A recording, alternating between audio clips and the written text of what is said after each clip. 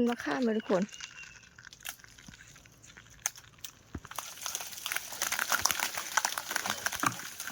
ท้ายปีแล้วต้องเห็นแบบนี้เนาะล้างต้นแต่ก็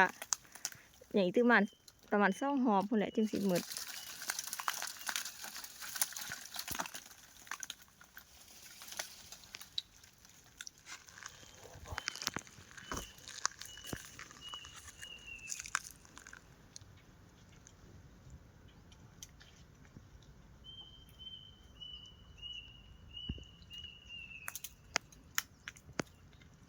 งานนี้ยังไง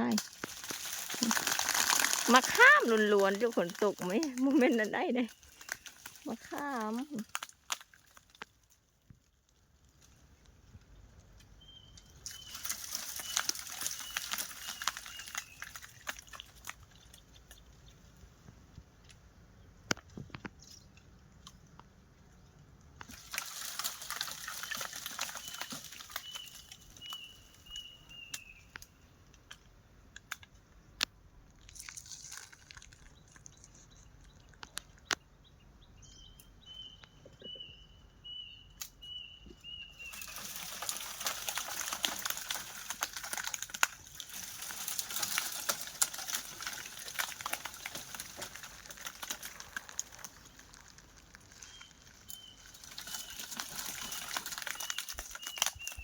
งาไฟนั้นยังบ่ทันได้โหนอยู่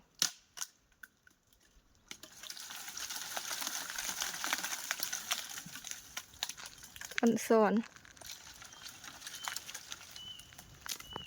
แต่ก็เก็บเนาะนี่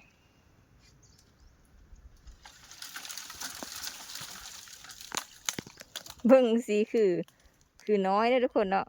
เวลาเก็บมาโฮมกันแล้วเลือกแตงนี้เลือกเนาะได้ประมาณ2 แตงเนาะ2 กับแตงอันนี้เนี่ยยังเลือกฝักงานนั้นเนาะงานใหญ่นะ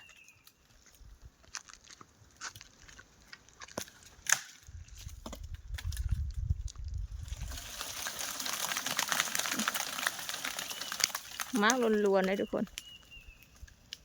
บ่มีดอกผสมเนาะนี่เนาะ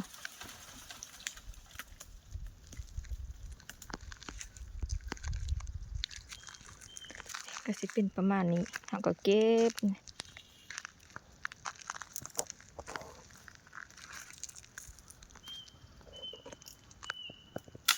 ต้นเดียวเลยนะพี่เนาะ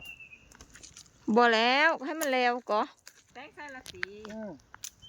แต่ให้จะได้ยมซ้อนได้ยังไงอันนี้หัวนักเก็บ